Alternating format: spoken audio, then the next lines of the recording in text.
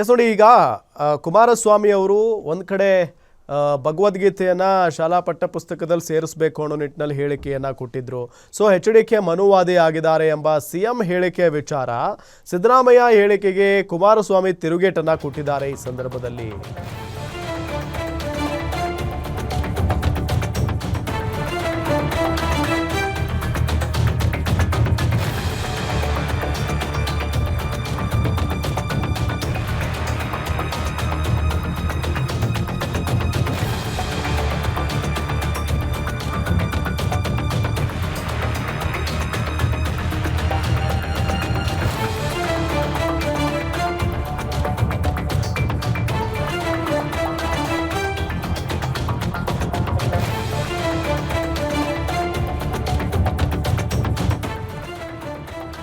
ಈ ಸರ್ಕಾರ ಕಾನೂನು ಬಾಹಿರ ಚಟುವಟಿಕೆಯನ್ನ ಬೆಂಬಲಿಸಿದೆ.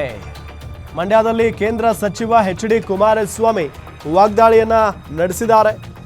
HDK ಮನುವಾದಿಯಾಗಿದ್ದಾರೆ ಎಂಬ CM ಹೇಳಿಕೆ ವಿಚಾರಕ್ಕೆ ಸಂಬಂಧಪಟ್ಟಂತೆ ಸಿದ್ದರಾಮಯ್ಯ ಹೇಳಿಕೆಗೆ ಕುಮಾರಸ್ವಾಮಿ ಅವರು ತಿರುಗೇಟನ್ನ ಕೊಟ್ಟಿದ್ದಾರೆ. ಈ ಸಂದರ್ಭದಲ್ಲಿ ಭಗವದ್ಗೀತೆಯನ್ನ ಶಾಲೆ ಪಠ್ಯದಲ್ಲಿ ಸೇರಿಸುವಂತೆ ಹೇಳಿದ್ದೇನೆ, ಆದರೆ ಯಾರನ್ನು ಕನ್ವರ್ಟ್ ಮಾಡಲು ಹೇಳಿಲ್ಲ.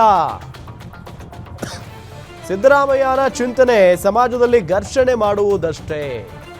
ಅಹಿಂದ ಹೆಸರಿನಲ್ಲಿ ಸಿದ್ದರಾಮಯ್ಯ ಮಜಾ ಮಾಡಿದ್ದಾರೆ. ಸಿದ್ದರಾಮಯ್ಯರಿಂದ ಅಹಿಂದಕ್ಕೆ ಸಿಕ್ಕಂತ ಕೊಡುಗೆಯಾದ್ರೂ ಏನು? ಭಗವದ್ಗೀತೆಯ ಸಾರಾಂಶ ಜನರಿಗೆ ಅವಶ್ಯಕತೆ ಇದೆ. ಈ ರೀತಿಯಾಗಿ ಕುಮಾರಸ್ವಾಮಿ ಅವರು ಮಾತಾಡಿದ್ದಾರೆ.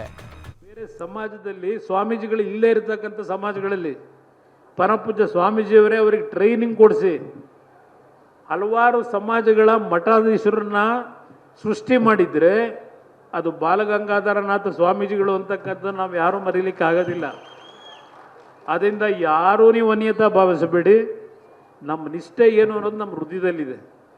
ನಾವೇನು ಹೊರಗಡೆ ತೋರಿಸ್ಕೋಬೇಕಾಗಿಲ್ಲ. ಪರಮ ಪೂಜ್ಯರಿಗೆ ಏನಾದರೂ ನನ್ನಿಂದ ಅಪಚಾರ ಆಗಿದೆ ಅಂತ ಇದ್ರೆ ಈಗಲೂ ಸಾರ್ವಜನಿಕವಾಗಿ ನಾನು ಸಮಯ ಕೋರ್ಬಿಡ್ತೀನಿ ನಮ್ಮ ಸ್ವಾಮೀಜಿಯವ್ರನ್ನ.